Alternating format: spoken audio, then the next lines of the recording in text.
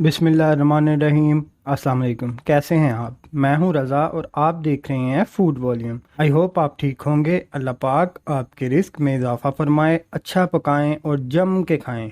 तो प्यारो, आज हम बनाएंगे आलू फलियां। आलू फलियां हम बनाएंगे बहुत ही इजी और मज़ेदार रेसिपी के साथ। जल्दी से चैनल को सब्सक्राइब कर लें। बिस्मिल्लाहिर्रहमानिर्रहीम। 2 से 3 आलू हैं कटे हुए, 2 टमाटर हैं, एक कटा हुआ प्याज है मीडियम साइज का, 3 से 4 हरी मिर्चें हैं, 2 से 3 टेबल स्पून लहसुन अदरक का पेस्ट हम इस्तेमाल करेंगे। 500 ग्राम मेरे पास फलियां हैं जिन्हें मैंने छील कर निकाल लिया है। हाफ कप ऑयल गरम कर लिया है, प्याज शामिल करेंगे। 5 मिनट तक पकाएंगे मीडियम फ्लेम पर। प्याज कलर चेंज करने लगेगी, लहसुन अदरक का पेस्ट शामिल कर देंगे। 8 मिनट तक पकाएंगे।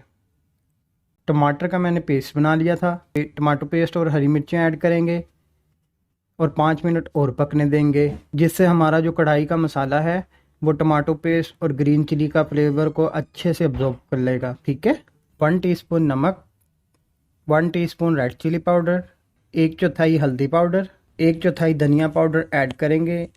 अच्छी तरह मिक्स कर लेंगे। थोड़ा सा पानी शामिल करेंगे, देन मिक्स।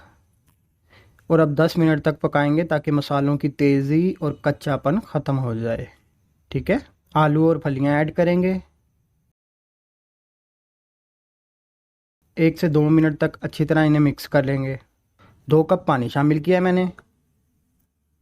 और अब कवर करके कोई 20 से 25 मिनट तक लो फ्लेम पर पकाएंगे हम। ठीक है। ये तो खोल के देखते हैं। माशाल्लाह बहुत प्यारी खुशबू है। आलू फलियां रेडी हैं। इसके साथ ही मुझे दें इजाज़त। दुआओं में याद रखिएगा। अल्लाह हाफिज़।